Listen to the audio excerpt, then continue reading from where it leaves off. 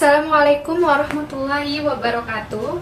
Perkenalkan, nama saya Fadila Aulia dengan NIM akhir 118.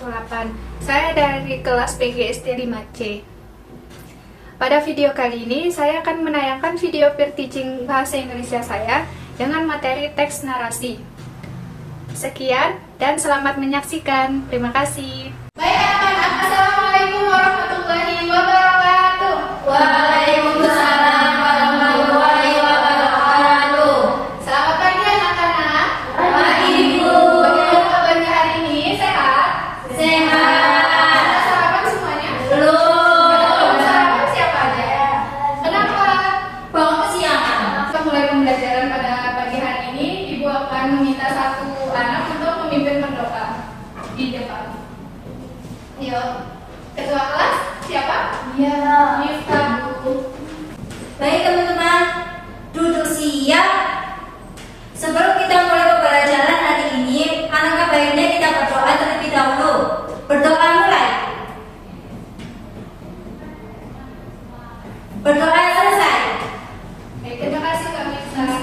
Sebelum memulai pembelajaran, Ibu akan absen terlebih dahulu ya. Mbak Merlin, hadir Bu. Miftah, Hadir. Safera, hadir. Ria, hadir Bu. Sulfi, hadir Bu. Lela, hadir Bu. Semuanya hadir ya? Hadir. Gak ada yang sakit kan?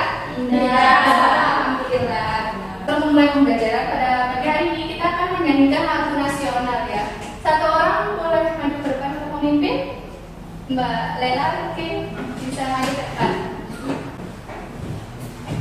Baik, teman-teman mohon berdiri sebentar. Pancasila, akulah pendukungmu. Patriot proklamasi, setia berkorban untukmu. Pancasila dasar negara, rakyat adil makmur sentosa.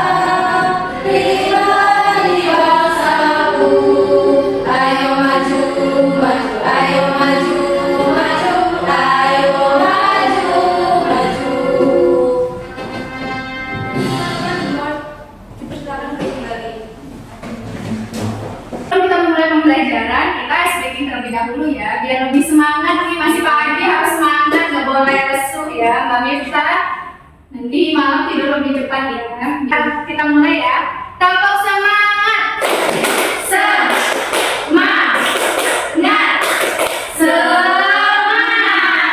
Nah, karena udah semangat nih, kita akan masuk pada materi kita. Nah, tujuan pembelajaran yang akan Ibu sampaikan pada hari ini itu akan menjelaskan hal-hal yang dihadapi oleh tokoh cerita dalam teks narasi. Tapi sebelum itu, Ibu akan minta satu anak untuk membacakan cerita ke depan. Ya, untuk siapa yang mau maju, angkat tangan. Saya Ya, boleh. Baik, anak-anak didengar ya temannya di depan. Judulnya libur sekolah tiba. Hari libur sekolah akhirnya tiba. Daisy sangat senang. Ia merencanakan liburan bersama teman-temannya, Lani dan Ruby. Mereka sudah menunggu lama untuk berlibur. Daisy, kamu sudah siap untuk liburan? Tanya Lani ketika bertemu di taman. Siap, aku sudah menyiapkan bekal makanan, jawab Daisy dengan ceria. Aku membawa minuman segar, kata Ruby sambil menunjukkan botol minumannya. Mereka memutuskan untuk pergi ke pantai. Setelah menyiapkan semua perlengkapan, mereka berangkat dengan sepeda. Di perjalanan, Lani berkata, ayo kita balapan sampai di pantai. Siapa yang kalah harus membawakan semua barang, seru Daisy. Mau, menjawab Ruby sambil tersenyum.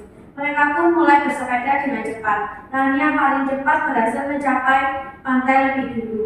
Yeay, aku menang, teriak Lani dengan bangga. Bisa kamu menang, tanya Daisy. Aku mengayuh sepeda dengan keras, jawab Lani sambil tertawa. Setelah sampai, mereka langsung melak jika dan membuka bekal yang dibawa. Daisy mengeluarkan sandwich, Lani membawa kue, dan Ruby menyajikan buah-buahan. Sudah, teman-teman. Baik, tepuk tangan untuk Mbak Merlin. Anda boleh duduk ya kembali. Dari cerita yang dibacakan Mbak Merlin tadi, Ibu akan bertanya nih. Kalau ada yang mendengarkan tadi, siapa saja tokoh cerita di dalam teks tersebut? Ya, betul ya, ada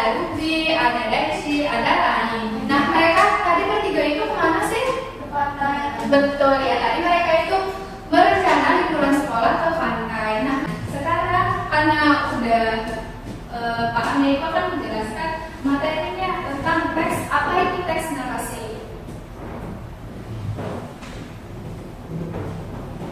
Yang pertama di sini ada pengertian dari teks narasi. Nah, teks narasi itu yaitu pola pengembangan paragraf yang menceritakan suatu peristiwa secara kronologis. Nah, di dalam teks narasi itu terdapat 3 hal utama. Yang pertama ada tokoh. Nah, tokoh itu tadi siapa yang ada di dalam cerita tersebut. Yang kedua ada kejadian. Nah, kejadian apa aja yang ada di dalam teks tersebut? Seperti tadi ada kejadian mereka berlomba-lomba untuk pergi ke pantai, mereka liburan, terus ada makan bersama dan lain-lain sebagainya. Yang ketiga ada latar. Nah, di sini latar itu ada 3, ada latar tempat, waktu, dan suasana, waktu dan tempat tadi ya. Nah, pada teks narasi itu terbagi menjadi 2. Yang pertama ada teks fiksi dan teks non fiksi. Nah, ada yang tahu teks fiksi itu apa? Tidak ya. Nah, teks fiksi itu teks yang menceritakan kisah yang khayalan. Jadi seperti contohnya cerita Malin Kundang. Nah, cerita itu sebuah cerita teks fiksi yang berupa khayalan. Yang kedua ada tadi namanya teks non fiksi. Teks non fiksi itu contohnya ada yang tahu? Tidak. Contohnya itu biografi, kayak biografi Insinyur Soekarno seperti itu ya.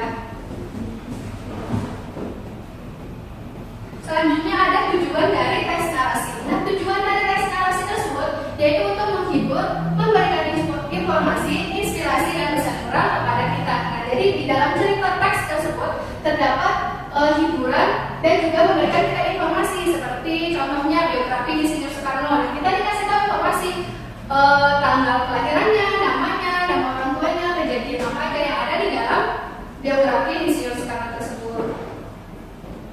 Selanjutnya ada ciri-ciri dari teks narasi. Nah, teks narasi yang pertama, teks narasi itu bisa berupa peristiwa nyata, imajinasi atau gabungan keduanya. Seperti tadi contohnya teks fiksi itu berupa imajinasi, sedangkan teks non fiksi itu berupa peristiwa nyata. Yang kedua, setiap paragraf dalam teknik narasi menunjukkan peristiwa atau perbuatan yang terjadi. Jadi pada setiap paragraf teks tersebut itu terdapat kejadian atau perbuatan yang terjadi di dalam cerita tersebut. Yang ketiga, teks narasi disusun secara kronologis atau berdasarkan urutan waktu yang mengandung konflik untuk menarik perhatian.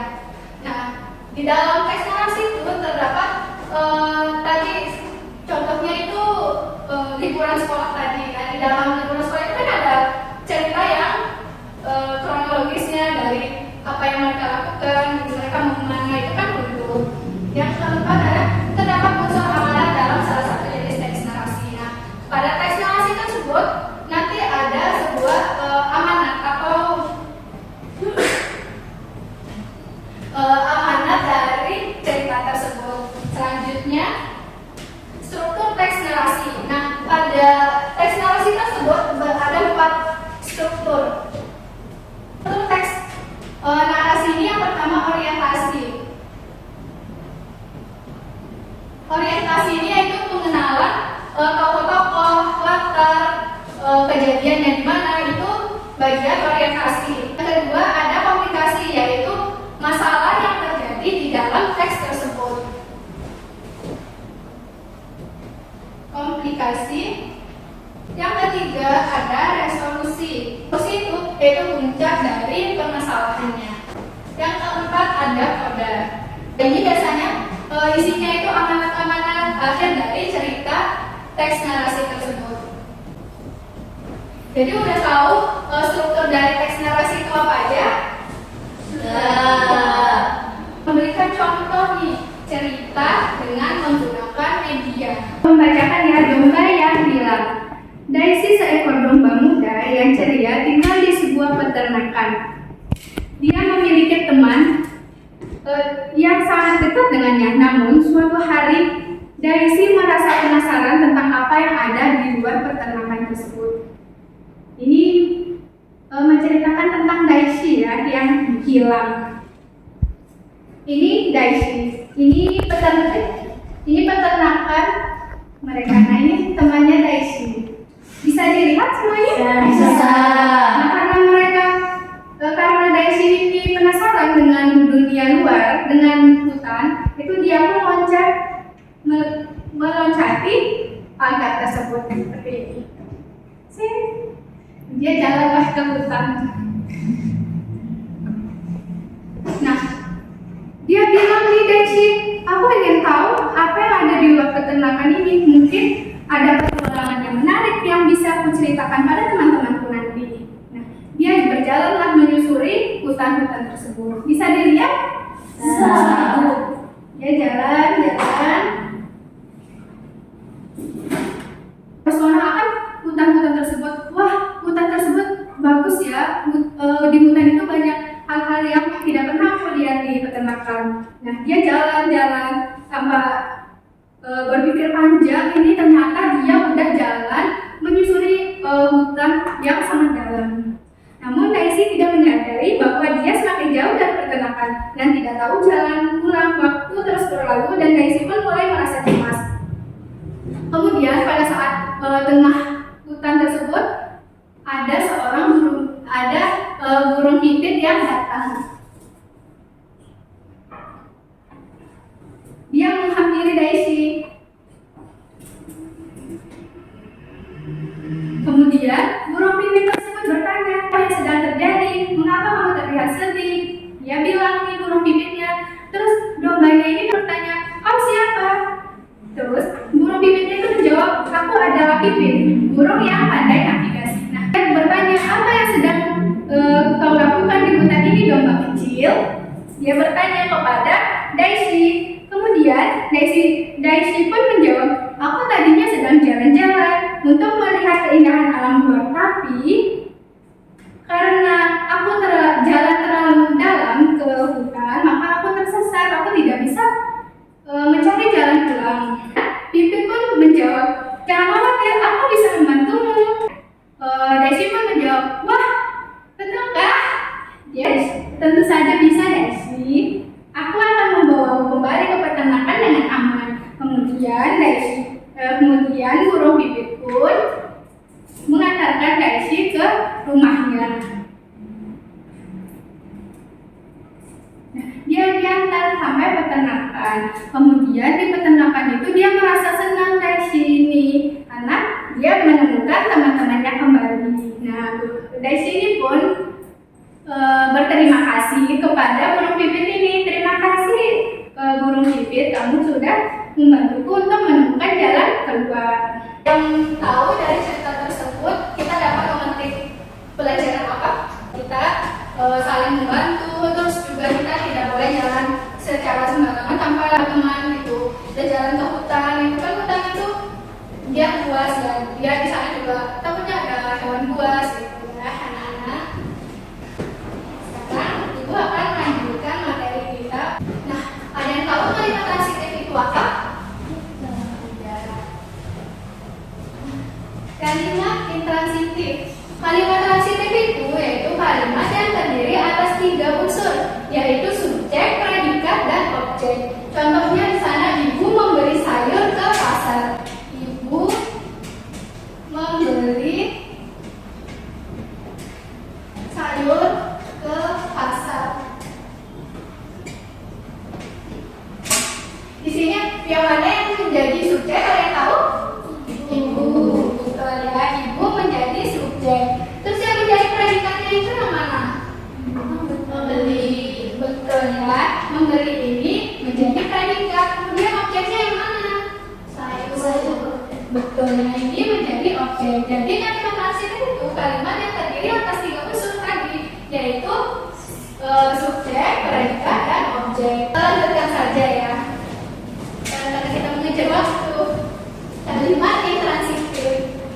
Transitif itu kalimat yang hanya memiliki 2 unsur, yaitu subjek dan predikat. Tadi kan kalimat transitif itu memiliki 3 unsur ya. Tadi ada predikat, subjek, predikat, dan objek. Sedangkan kalimat intransitif itu kalimat yang memiliki 2 unsur, yaitu subjek dan predikat saja. Contohnya di sana saya berlari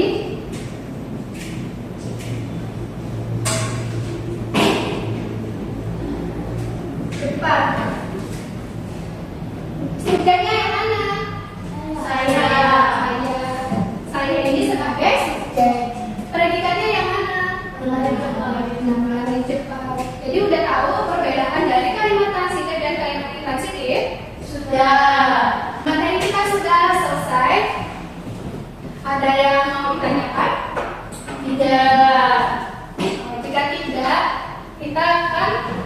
masuk pada kegiatan kita yang pertama, membagikan menjadi 2 kelompok ya. Kelompok yang pertama ada Merlin, Dipta, dan Sapera. Kelompok kedua ada Tia, Supi, dan Lela. Nah, di sini nanti Ibu membagi jadi 2 kelompok ini dengan cerita yang berbeda. Kelompok 1 nanti akan mendapatkan cerita fiksi ya. Kelompok 2 akan mendapatkan cerita non-fiksi. Ibu akan kasih waktu 30 menit ya. Kalau ada yang kesulitan nanti bisa ditanyakan. Ini gimana? Ini nanti dari cerita kan tadi kayak kelompok 1, nanti ceritanya yang pertama. Ini ceritanya pertama. Kalian terlebih dahulu baca langkah-langkah kegiatannya ya biar kalian bisa. Nah, nanti kelompok 1 kan tadi mengamati teks fiksi. Kalian mendapatkan cerita cendrawasih dan para penonton. Jadi nanti kalian cari orientasinya yang mana, indikasinya yang mana. Ada kesulitan? Tadi kita itu kelompok 2. Nah, kalian kelompok 2 itu kan tadi cerita non-fiksi. Jadi nanti kalian itu nyari orientasinya yang mana, komunikasinya yang mana. Udah selesai semuanya? Sudah. Siapa yang mau maju ke depan? Dua. Saya boleh deh maju. Perhatikan ya teman-temannya. Jadi teman-teman kita akan membacakan cerita non-fiksi. Bisa dibacakan judulnya dulu. Biografi S. Soekarno. Yang pertama ada orientasi. I.R. Soekarno, lebih dikenal sebagai Bung Karno, adalah presiden pertama Republik Indonesia yang memiliki peran penting dalam sejarah kemerdekaan Indonesia. Tangan untuk kelompok 2. Sudah semuanya mempresentasikan hasil diskusi. Sekarang Ibu akan memberikan kalian soal evaluasi, tapi dikerjanya secara individu ya, tidak boleh menyontek teman. Ibu kasih waktu 15 menit untuk mengerjakan soal evaluasi. Tidak boleh ribut, tidak boleh tengok kiri, tengok kanan ya. Udah selesai semuanya? Sudah. Boleh dibuatkan ke depan? Baik, terima kasih. Karena kita udah selesai nih materinya, kita tadi udah belajarin teks narasi, udah belajarin kalimat transitif dan intransitif. Ada yang bisa menyimpulkan materi kita pada pagi hari ini? Teks narasi merupakan sebuah pengembangan latar yang menceritakan suatu peristiwa dalam kronologis, dan juga teks narasi dibagi menjadi 2, yaitu teks fiksi dan non-fiksi. Betul sekali ya. Tadi teks narasi itu yaitu pola pengembangan paragraf secara kronologis. Tadi juga udah Ibu sebutkan bahwa di dalam teks narasi itu terbagi menjadi 2, yaitu teks fiksi dan teks non-fiksi. Hari ini menyenangkan nggak pelajarannya? Alhamdulillah ya kalau menyenangkan. Sebelum kita menutup pembelajaran, kita speaking dulu ya. Ya, biar kita lebih semangat kan kita mau pulang. Bisa sama-sama memimpin? Iya, boleh. Ayo ya bareng-bareng. 1, 2, 3. Tangan ke atas menggapai bintang, tangan ke samping burung yang terbang, tangan ke depan kita berenang, duduk yang rapi siap berdoa. Tepuk tangan. Terima kasih kalian. Baik, kalau udah selesai materi kita pada pagi hari ini, Ibu akan tutup materi, tutup pembelajaran kita. Terima kasih atas perhatiannya. Nanti kalian kalau pulang lihat kanan kiri dulu ya. Kalau mau nyebrang hati-hati. Terima kasih. Tapi sebelum itu berdoa terlebih dahulu. Ketua kelas boleh memimpin berdoa. Duduk siap.